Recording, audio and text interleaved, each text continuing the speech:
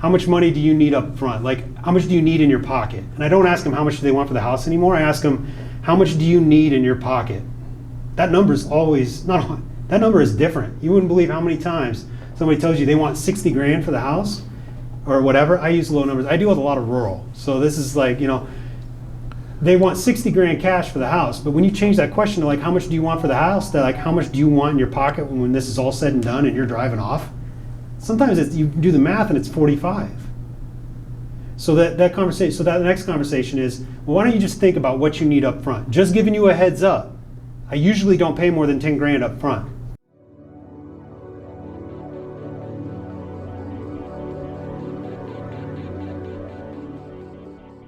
Welcome everybody.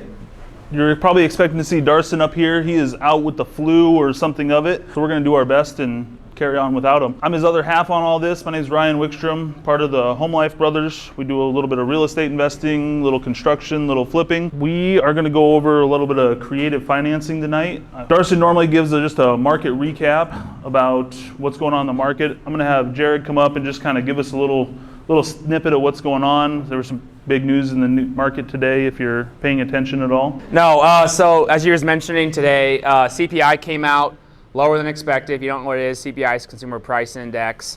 What that really means is just that inflation is slowing down. The Federal Reserve is going to keep raising rates. We're expecting another half-point increase tomorrow with Powell coming out. Expected to keep going here, but they have made rhetoric showing that they're going to potentially slow down interest rates, which means we might see a tapering off, some stabilization there. We also saw, I think it was this week or last week in the Business Record, that they predict that Des Moines is actually going to have a half a point increase or half a percentage increase or decrease, of housing pricing for 2023. So perspective-wise, if you have a house worth $200,000, it's going to go down by $1,000.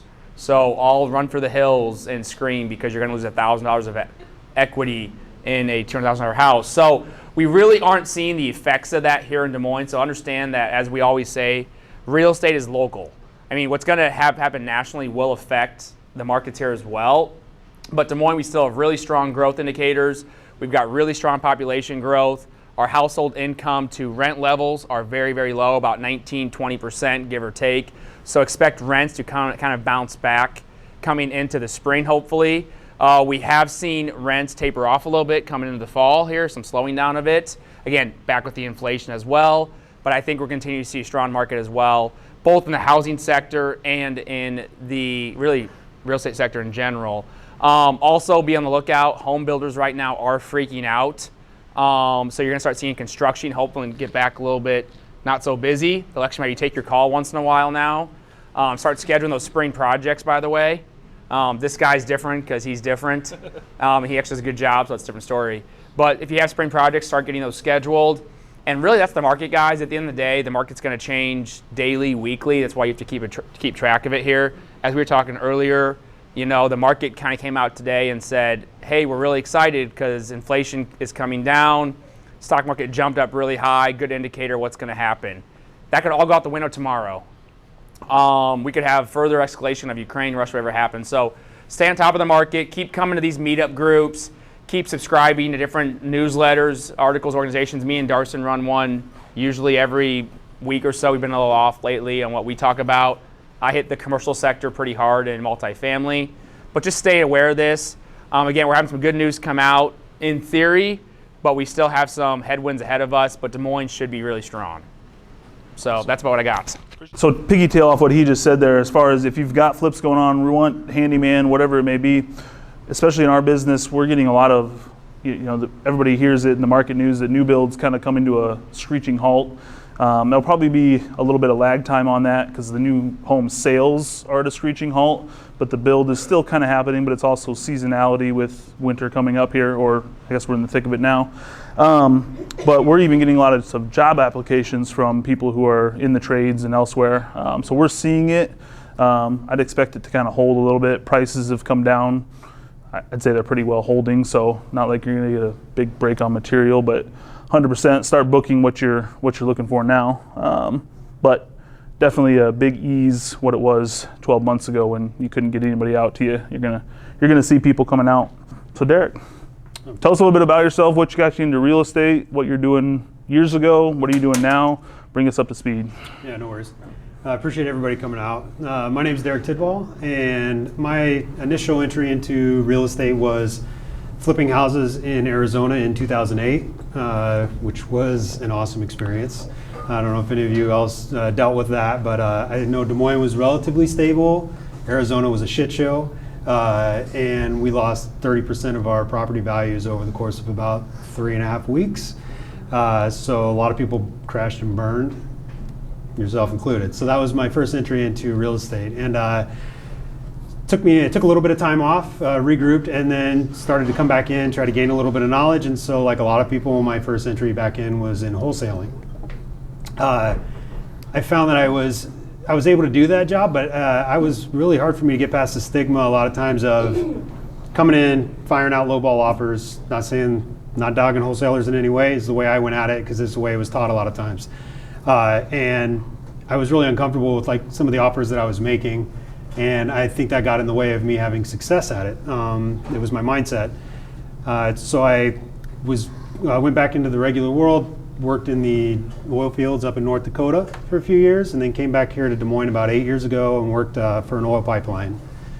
And right about 3 years ago, came back in and started doing the creative finance side of it. And I think that it's something that fit me a little better, because although I'm still not a guru in any way at it, it allowed me to have a little bit more of a tool in my box, so that when I came and talked to a seller, if one offer didn't work, then I had a second option. And I feel that it actually made my wholesale offers better, because I had the confidence of knowing that I could help them if that didn't work. And so that's kind of where I'm at now. So I do, as of May, I now transitioned over to doing the acquisition side. So my job now is I'm an acquisitions agent for 3 or 4 separate individual investors that we do nationwide.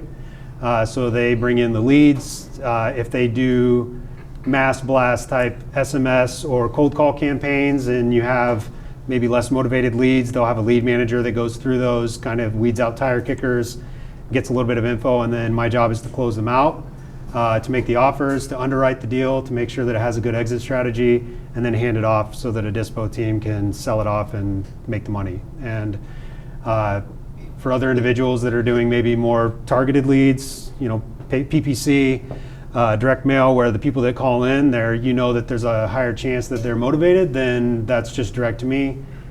Same thing, walk them through the line, have those conversations, and pass it off once I've locked it up. A lot of things I do wrong in the business. I hate paperwork. I cannot stand a lot of structure. It's probably why I'm really bad working for other people. But I love the creative side of it. It really leans to my strengths. And those conversations, I think a lot of times the only way you get better at them is actually doing them.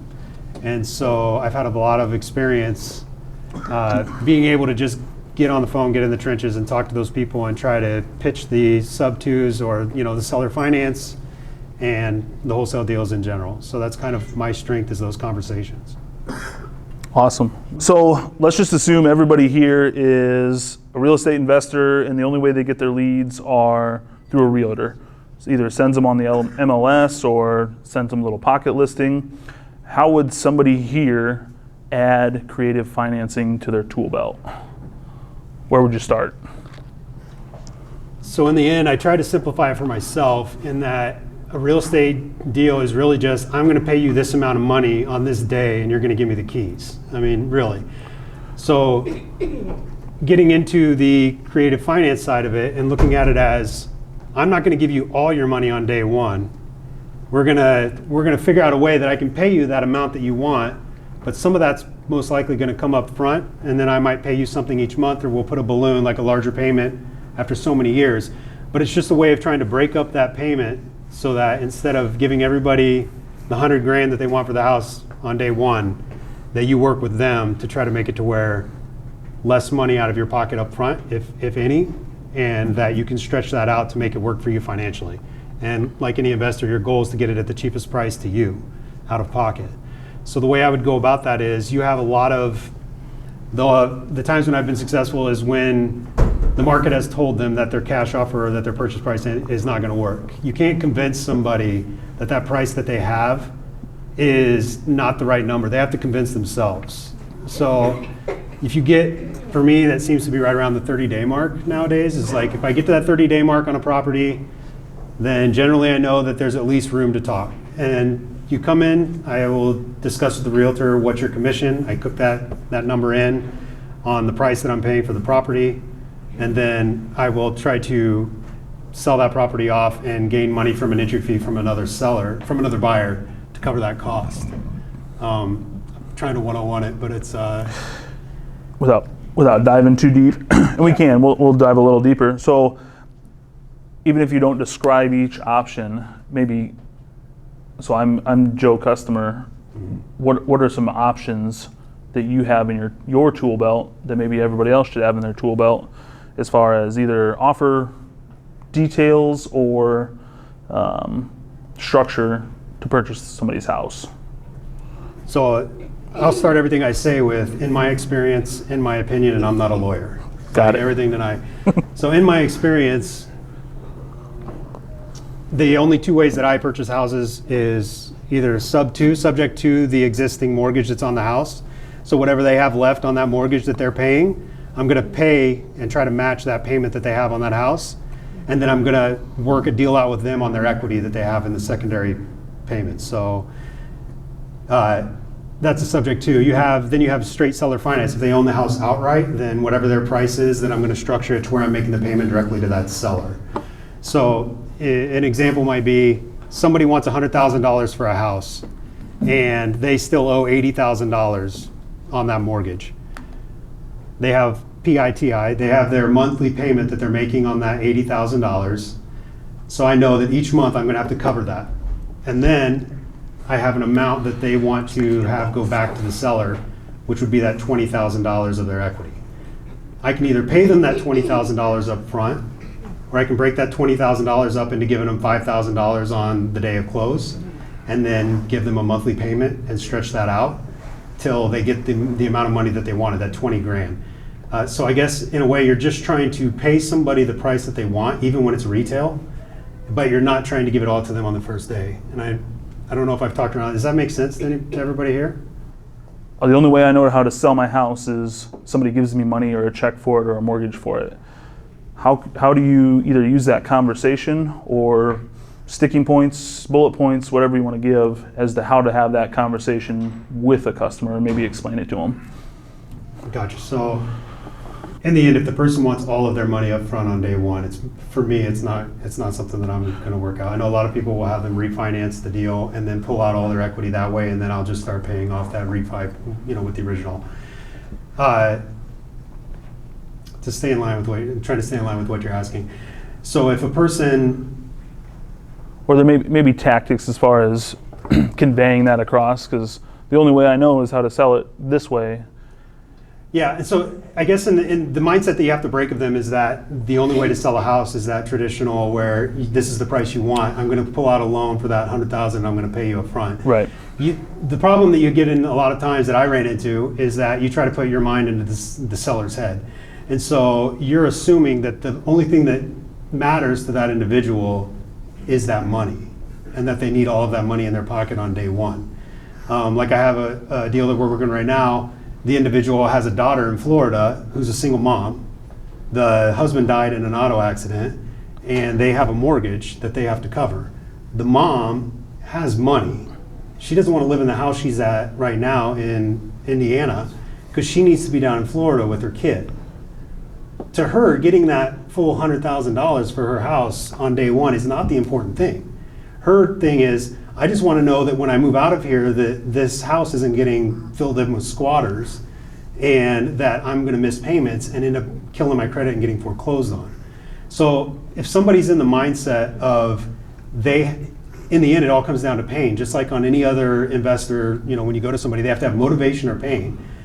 Not everybody's motivation is money. So if I can go to that individual and say, in her case, how much money do you need to move down to Florida? How much is your payment each month? Then I can work something out. If you need $5,000 for a U-Haul and first month, last month on an apartment to be there next to your daughter, if I give you the $5,000 and maybe a couple thousand more so that you can relax, and then we'll work out the rest of this payment each month, or I'll give you the rest of it at 5 years down the road when you've stabilized, is that cool? And you have a lot of people that will say yes to that. But when I was wholesaling and when I first got into real estate, I'm just under the assumption that everybody was chasing money like me, and that they want all of it as fast as they can get it.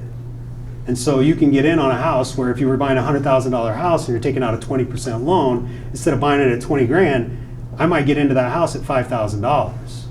I've got houses, we have a house in Tennessee, people own the house, they moved from Tennessee to Pennsylvania because the wife had to be back with her parents because they were sick. The house is rough. Like, the brother, they got into an argument. The brother literally took this stove that they had with his other buddy or something, and threw it through the kitchen wall. So now you have like a big bay window from the kitchen into the living room, right? There's water leaking in through the roof. Like, they don't care about this house. They never did. They bought it for one reason, and now their priorities have completely changed. We ended up having to give that person $3,000 cash, and now the PITI that I pay on it each month is $315. Average rents in that town are $750 to $800 for a house that size. So I'm a really circular talker is what I'm finding out tonight. You're but nailing what I'm it. getting at is that, yeah, the way to go about it is you need to find people with motivation just like any other investor strategy that you have, but you also need to find people that would understand that the money isn't their main priority. It's fixing a problem. Usually it's location based, it's a second property they own where they can't afford both payments. It's either it's usually familial or financial. That's what I run into. Does that make sense? It does. So what you're saying is price does, like, submitting low ball offers all day long at MLS properties is probably not effective. That was a tee-up. Yeah, I will say, based off of what's on the MLS, not every offer, when it's really low, is a low ball offer. And I have found, so in my experience, and I'm not in any way digging on a realtor at any time, but what I will say is that was my biggest obstacle that I ran into when I'm doing this, is I didn't go after any houses on the MLS. I just left them because it was an obstacle, because a lot of times you'll run into a realtor that doesn't understand how the concept works, and they feel like they're protecting their client. And so they're like, well, let me run it by him. And I'm pretty sure the conversation went, he's trying to steal your stuff. They don't want it. You know what I mean? And I think that's part of that is they're at least open to the conversation. And so if you're a realtor in here and you're open to the conversation to at least learn about it and to talk to somebody who's doing it and understand what they've done in place to protect your client as best they can, and that you can still get your commission off of the deal. I have found in the last 30 days or so that the MLS is a lot more receptive to offers that aren't just the traditional conventional loan. Fair enough. And that'll kind of tee up conversations you might have with realtors, but how about in the difference of you've got a house that you're looking to acquire on the acquisition side, and it's owned by an investor, versus conversations or strategies that go, it's owned by either the homeowner or maybe grandma or daughter of an estate, whatever it may be, but just difference between maybe an investor conversation versus a homeowner conversation. Mm-hmm. From my experience, I find that conversation changes a lot just off of who you're talking to. I find if I'm talking to elderly individuals that are already receiving a monthly check, that for me to explain to them that I'm going to take over this home, a lot of them are moving into retirement homes or some kind of assisted living.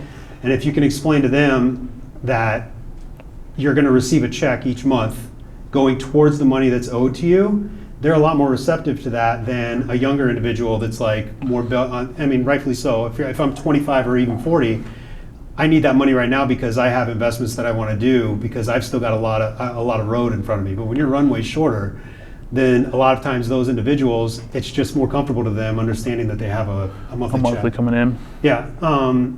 And I find that when I'm speaking to, I don't do commercial. I don't do like your large apartments. I don't do, just personally, I haven't ventured into that. I'm interested in about everything, so I always try to like dabble, but I get shiny object like anybody else. But my mainstay is single-family residences up to fourplexes, and I find that when I'm talking to investors, it's much like an elderly individual, that you have somebody that understands monthly income. If you can explain to them that you keep getting that check each month, but now you don't have to deal with the headaches of the individuals that live there anymore, it's an easier sell. And if you have somebody with a larger portfolio who isn't thinking, if I don't get that money, I can't have Christmas, then it's an easier sell too. It's just, I mean, it really is. It's like, I told you before I did this, that like so many answers tonight probably going to be, it depends. And I think that's one of those. It's where the person is financially in their life and what they're used to as an experience. And so that's kind of where I'm at. The pitch to an investor is a lot easier because you don't have to explain terms, you don't have to explain the different vocabulary you're using, you don't have to explain to them that there's other ways to do stuff than just getting a big loan and dumping it all at the title company, on a set date. It's an easier explanation. The one thing I will run into with elderly individuals, and I don't blame anybody for it, I find that I often will bring in the kids if I'm talking to the parents or somebody that's that has an interest in that person being taken care of, because I'm not trying to take advantage of anybody and I'm not trying to run them through the ringer. And so a lot of times if you offer that, it puts the person at ease that's selling the home, for one. And for two, the individual that's coming in, the younger, the daughter or the sister, if they come in on board with that, and you can explain to them how things are going and answer their questions, that's really all that the seller wants, is to know that somebody who has their best interest in play has heard what you're saying and agrees with it. And so, I don't know, that's kind of where I'm at. If it's somebody older, I try to bring in a younger sibling or somebody that'll kind of protect their interests, So when it goes back, I think, just to kind of recap too, because I've ran into this as well, it's the old, it depends. And I think a lot of people get kind of hung up on the idea that 100% that the listing price or their asking price or whatever it is $100,000. I'm going to offer them 60 and see what sticks, and I'll move on to the next one. On any of these, if you've got a hot lead, whether it's a neighbor of a current property or, it's not start with the price, it's work your way backwards and come to a price or a solution that can finish out the deal. Yeah, Sorry. I know you're my go-to approach to it right now, to be honest, is I come in with a disgusting cash offer, and sometimes it works and they'll take it, and I'm like, well, they really had a lot of motivation. There wasn't money that I didn't even realize, right? But then it's like, so I'm trying to think of one here. So we have a property. Go for a deep dive. Take us, if you've got one, if you're thinking of it, take a property, how it came to you, what the conversation was like, and how it dispoed out. Yeah, so we have one property down in Kansas City, because that's where I do most of my stuff down in Kansas City. That's personal. That's not for the other individuals. So I had a house, and it's funny because I pulled a list of every vacant home in Kansas City, and it was like 6,200 homes. I started calling them, and I was just wholesaling, and I went through it, and then like 8 months later, I had learned a little bit more, and so I was like, I'm going to call back to this list. And it was the very first number that I had called when I was wholesaling, and it was my first sub-2 deal. And so in that instance, it was a couple that was getting divorced. The wife was not like mentally able to be a part of everything because of substances or whatnot. So property still they had bought the house 2 years prior together for like $145,000, a couple missed payments here and there, whatnot. Now they only had like $2,000 of equity in this home. So who's selling that on the market? Like, what are you gonna do? And now he's the only one that has an income. He had to move out of the house, and now he's renting an apartment, and he's got to cover the mortgage on that original home to save his own credit. He's gonna be negative $15,000 or so when it's all said and done. And the house was a flip when they bought it, so it was immaculate. And so I came to him and I just said, hey, what's it going to take for this? I know it's in great condition. I'm not going to offer you a cash offer. Are you open to anything that might be a little different than what you might have heard, previously? He's like, what are you thinking? And I said, well, in his instance, it was, they had some IRS liens against the house. They had they had another tax lien against the house because of the wife, and he couldn't afford to pay any of the closing costs. And I think my exit on it, like everything combined, was like $9,000 or $10,000. So I had to bring $9,000 or $10,000 to the table to get this house. For a lot of investors, especially new people starting out, you don't have any money. So you're like, well, that's not a deal. I can't do that, and you would throw it away like I did when I first called him. But what I ended up doing is I ended up putting bandit signs out in the street at the busiest intersection around that house, and it just said 3-bed, 2-bath house, buy without the bank, and my phone number. And within 24 hours, I had probably 15 people that had reached out. There are so many people that have like 1099 jobs they have, or that are not able to get a loan that have money. They're sitting on large amounts of money, but they just don't qualify through the regular conventional loan process. But they want to own a home. So I put that sign out, ended up finding an individual that came to the table. I work backwards. I'm just like, how much can I get for this house? And that's your entry. And so I ended up selling that house for $162,000 to the next buyer, with $22,000 down brought to the table. Now that $22,000, I paid the $9,000 or $10,000 that was owed on the liens and cleared all that out and pocketed the 10. And so, I mean, you can go deeper into it. If you're doing a wrap in that way, I would have bumped up the interest rate on the individual, and their payment to me would have been at 5% when the payment on the loan was only 3.5%, and you could cash flow $300 a month, on top of that. So now you essentially have a rental. And if you sold it on the wrap, you don't get the calls about the broken toilets, you don't get the call about the leaky roof. You don't care because you're the bank, you're not the landlord. So we got time. What's a wrap? So a wrap is when you take a buyer that wants to buy the house. This is my Or explanation. even use that one as an example. Yeah. So, well, I've got others. So you'll have a house that the house has got $50,000, let's say, that you owe on the home, and you're going to take a payment down from an individual. Let's say you're all in. What you need to pay to get that property is $50,000. So then I'll sell that house to someone off the street and mark them up 20%. So I'll sell that house for close to 70, and then they will give you a portion of that money up front. And what you do is you make it so that you create basically a second mortgage, a second note, where the amount that they owe you usually is more than what's owed on the mortgage, and the amount that they pay you each month on that note that you created, because you bumped up the interest rate, is more each month than what you owe on that mortgage. Yep. It's illegal if, I'm going to say, again, I'm not a lawyer, but I say something's illegal, right? Noted. I know that you're not, as I've always been instructed, and I won't follow through with it, is you just have to make sure, there's other things you need to make sure of. You need to run like your buyer, you should run your buyer through a loan originator to check to make sure that they qualify. There's a nationwide one called the Underwriter. I don't know if some of other people in here have used them to make sure that the individual qualifies for those payments to protect yourself. And they don't check credit. It's more just based off of income, what the person makes, and are they financially able to follow through with those loans, with the payment. But largely what you're doing, I have two exits that I'll normally use. One, and it depends on how much I owe on the home. If it's under, for me, if it's under 10 grand that I owe on the home, then my exit strategy on that is to do a lease option with it, because as I've seen, usually around $7,000 is what you can get for a lease option, the payment up front. You can get much larger payments for a wrap if you try to sell it to somebody in that way.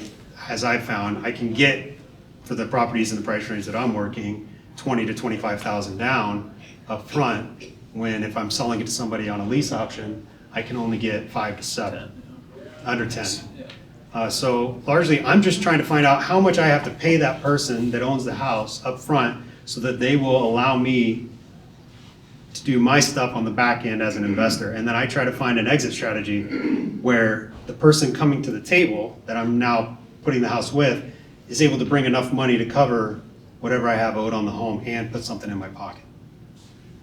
Does that make sense? Cool. Quick one here. Name or list or just give us some feedback on top gurus in the industry that we can either follow, Facebook, TikTok, podcasts, program, whatever you got. Just people, if somebody's interested in creative, who to look at. Yeah. So I don't know. I've joined quite a few mentorships in my life and different masterminds trying to just learn things. And I know a lot of people might kind of laugh at it, but Pace Morby, who's out there, I joined his mentorship, and just more for the community that's in there, the amount of like private money that's available, the amount of knowledge that you can gain.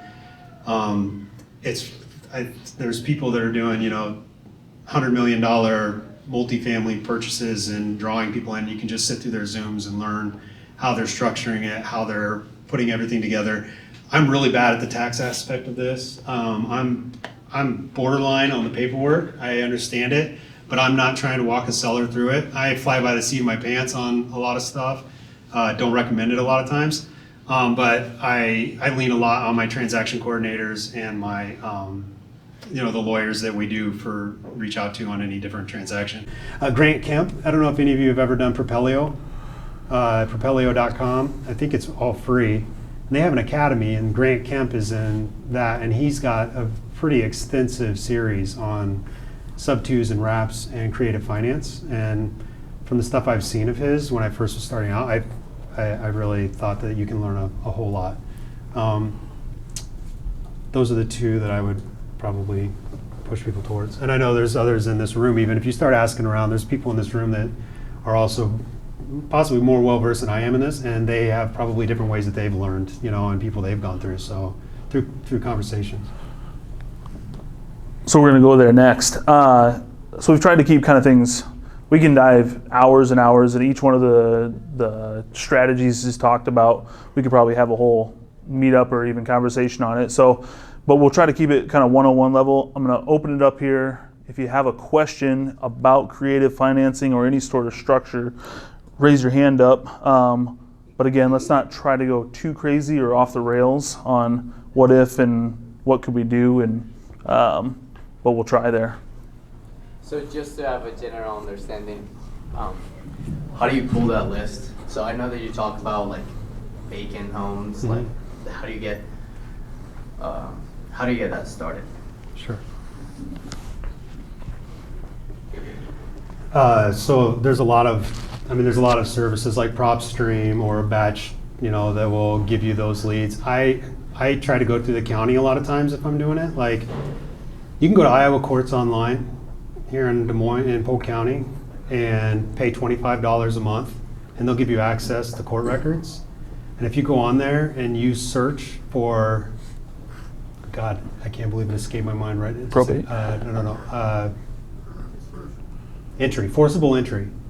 If you search under the title, under forcible entry on that, just screw around with it, and you'll get to where you can search for what kind of file has been filed, what kind of suit has been filed. And if you do a search for forcible entry and just go back 30 days, as far as I understand, anything that's forcible entry, that's an eviction.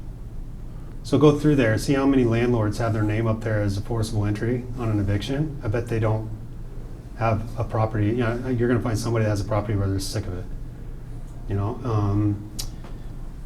I go through the county on a lot of stuff. You can go get your tax liens. You can go get your code violations. I was asking about it on Friday. I don't know the new system they have where you have to go online and actually pay the money.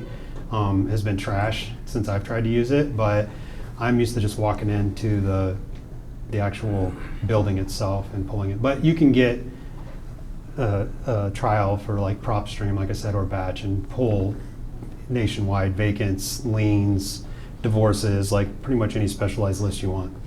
It's not going to be as accurate as accounting if you go straight in there, but people make a lot of money doing it. So, Who else?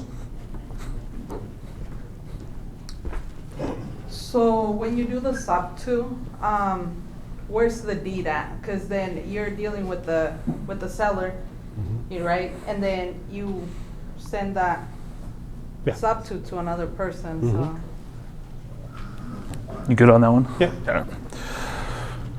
So that's the conversation that you have to have with the individual, and that takes trust, and that's built out. Usually when I don't know about others that do this, but when I'm doing a conversation with somebody about, give me permission to have ownership of your house, and you're gonna keep all that debt, and that liability is yours. If I just come out and that's my opening line, like, I'm gonna die poor. But like, if you take those conversations, usually for me is 3 to 5 conversations to get to that point. It's like, so my conversations with the seller is usually coming in with a cash offer. Hey, give me time, let me see if I can find somebody that might be able to come in and pay you that cash offer that you want. Are you cool with that? Yeah, sure.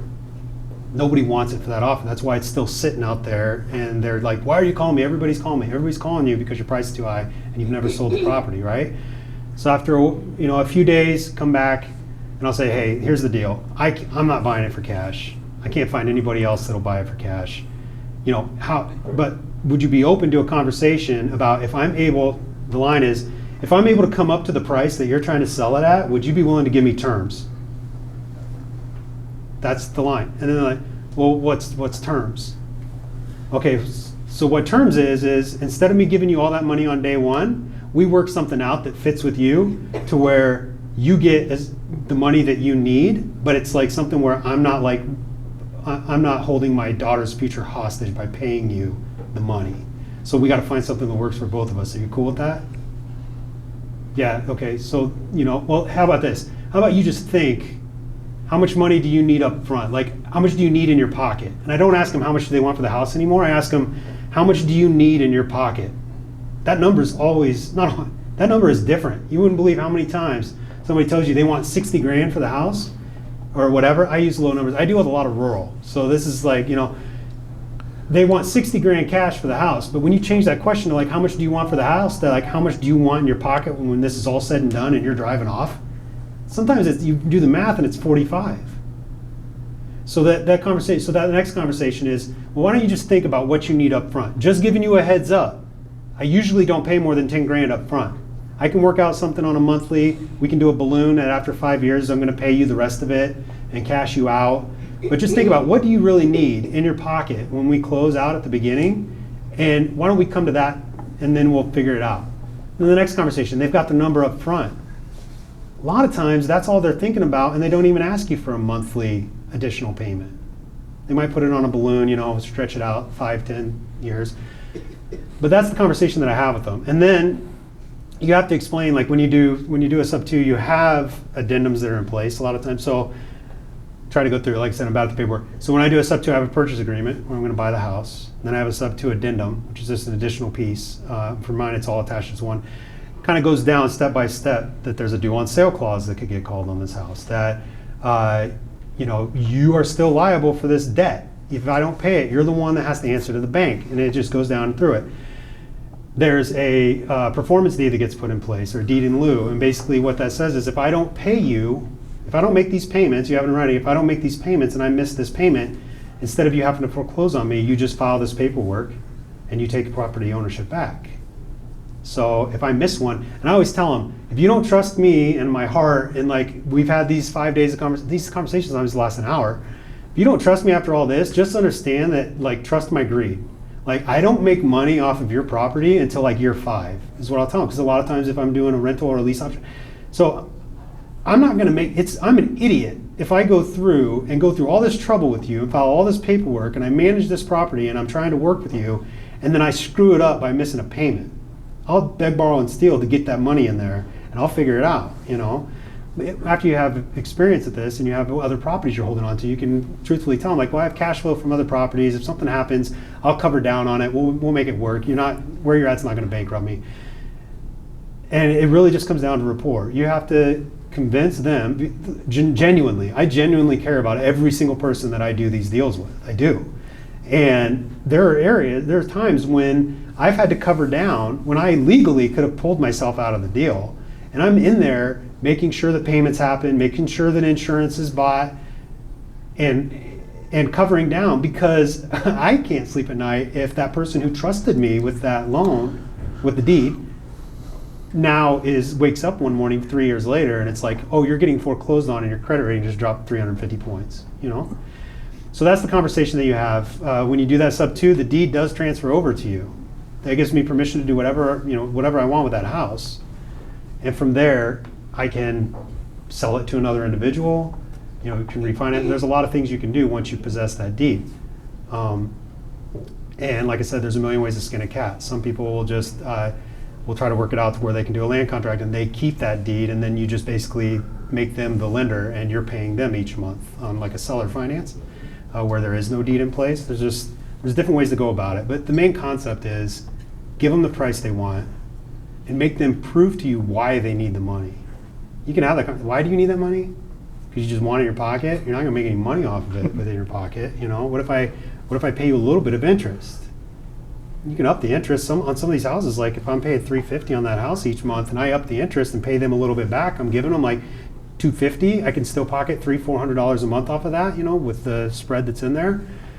Give them a reason to understand. Like, prove to you why they need it all up front, because that's usually the biggest thing. If they need all the money up front, go find a realtor, go list it on the MLS. Oh, you didn't? Why? Oh, because you're a hoarder, right? Like there's always some reason why they're not listening. There's a reason they've talked to you that long in the first place. Does that answer your question? Okay. That's the big one. I think the sub 2 question is it. So. Just one I want to comment on, I guess, what you do really, really well, I'm actually listening to this as well, is for everybody out there too, the way you get creative financing is build rapport. Yeah, 100%. That's why you do it. So not necessarily like the how to, subject to and documentation, but how do you build rapport? And what you just said a couple things in is ask what questions and how questions. What are you going to do with the money? How does that affect you? What are you going to do with it? What would happen if I tried this? What would happen if you trusted me? How would that look? If you just ask, and you do it a lot of the way you've been listening. If you ask what, how questions, you'll build the rapport, and then you'll figure out how to actually do what you're asking the question on. What if I took over your payment? Mm-hmm. What if I found a tenant for you? How would it look if I took over your property? What would you need to do? If you ask just what, how questions, not necessarily why, but what, how, you'll build the rapport and you'll figure it out, and you'll build the rapport with, by the way, realtors can do this too. If you ask the question, realtor, what did you list the house for? How did you come up with your valuation? What would it look like if your seller did this or your buyer did that? If you ask the what, how questions, you'll build the rapport and you'll figure out the how later on. And if you want to figure out the how, go ask an attorney or accountant or you. Yeah. No. But again, focus on the what, how questions, and you'll get a lot further than anything else. You've already done this a lot. I've been listening to what you're saying. You say what, how a lot. Appreciate it. Thank you. Rebuttal? Yeah, no, not anyway. No, one thing I would suggest too is that a lot of people they'll get caught up on. I hate the term. I'm going to use it. And I hate it. That fail forward type of deal. You'll get caught up on if you have everything in place and you have all the paperwork 100% correct, and if you have everything dialed in exactly the way it should, then I'm going to start calling people and then I'm going to start talking to them. And that's a horrible approach. I'm not saying go put yourself in a bind where you end up in federal prison because you took all the money they paid on a loan and you just went to Cabo and you didn't pay off the mortgage. But I'm saying there's a reason. There's lawyers in this room. You have people that have done this that are in the Des Moines investment group that you can lean on. Nothing happens overnight. If you just have for me personally, I've helped out a lot of people and I've taken nothing from that deal. If you have somebody like a seller who's coming to you and they're just have a high price, but there's pain, but you just can't figure it out, reach out to me and I'll help you work through on how to go about that. And I'm not trying to take your money. So I'm more than happy to do that. I would say the conversation that you have with them and the rapport building is so much more important than knowing how to structure that, and that can come later. But I am a big proponent of the Sandler method. And there's a book out, You Can't Teach a Kid to Ride a Bicycle at a Seminar, I think is the name of it. And in that, they just talk about the tech. I've read a lot of negotiating books and the way you speak to people, the Chris Voigt or what is it, the Never Split the Difference, and I find that Sandler works a lot better in this type of a environment because Sandler is all about making that person have a conversation with themselves. You have to have them explain. They look at themselves as the highest authority in their life, even if they've made nothing but bad decisions. They're still their highest authority. So you need that person to understand where they're at in their life, to say it out loud, and then to say what their problem is, and then to admit to you verbally that they can't fix it, that they've tried and they can't. And once you do that, I find that the conversation, you get less people ghosting you when it comes time to sign a contract. You get a lot less people that are supposed to come to that follow-up call and don't show up. For me, it's a psychological barrier that once you overcome that by doing that, I would suggest that book more so than a lot of these guys that I mentioned to learn sub 2 and whatnot from, the creative finance. Learn how to have those conversations, because if you can't do that, then it doesn't matter how much knowledge you have. All right, so we're getting up there in time. We'll let everybody kind of go to the bathroom here, but a couple housekeeping things real quick.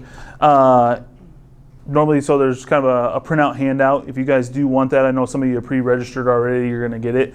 But if you do want kind of market analysis, I think Darson will put out no matter what, as well as a recap of all this. dgrantham@kw.com. I hit it right, nailed it. This meetup happens every second Tuesday of every month. Same spot, same location, not going to change. We're going to keep rocking. As long as you guys keep showing up, we'll keep bringing in people. A couple things to ask of you. Number one, if you have any topics that you wish, we've got a list of good topics, but number one, if you've got a good speaker you want us to invite, or you think you're the bee's knees and want to be a speaker up here with us, please reach out. Use the same email. Just go to dgrantham, shoot him a message, Facebook, email, text, whatever. That either number one, you have a good suggestion, or you want to be up here and be quizzed at it. Got something? Yeah. So I will do one shameless plug. I'm not taking your money if I help you out with a deal, but I said the one person I lean on the most is a transaction coordinator. My wife is a transaction coordinator, and her paperwork is on the table. And so if you guys need any help with a sub 2 deal or a creative finance deal, I'm not the guy to go to with paperwork. If you saw my house, it's like that scene from A Beautiful Mind where there's just shit up everywhere with yarn and red marker. Like it's disgusting. So I'm not the person to come to if you have paperwork questions. I can answer some of it, the basics, but when it comes to dealing with title and going through a lot of that, I just feel like you need a better resource, and so that would be my plug. Is she here? She's not. She's not feeling well. So. And then secondly, kind of to that is this group is, there's a reason Darson and I created this or kind of started going with this is we felt the meetup activity was needed some encouragement, and we both enjoy talking to other people. So please don't, unless you got some other engagements, please don't just run out of here because the speaker's over. Challenge everybody to kind of talk and network amongst yourselves. I know my real estate journey, business, whatever you want to call it, wouldn't have happened without talking to people. So maybe challenge everybody to ask one question to somebody random about it, maybe even a creative deal, or come up and talk to Derek. But get out here and chat it up a little bit. Tip your bartenders, the usual story. But we'll be here till everybody leaves, so stick around and hang out, talk amongst yourselves. Ask anybody if you have any questions, but appreciate you all coming out, and glad we made it through without Darson. I guess he's unneeded, right? Thank you. I appreciate it, man. Good stuff. Oh, thanks for that. Awesome.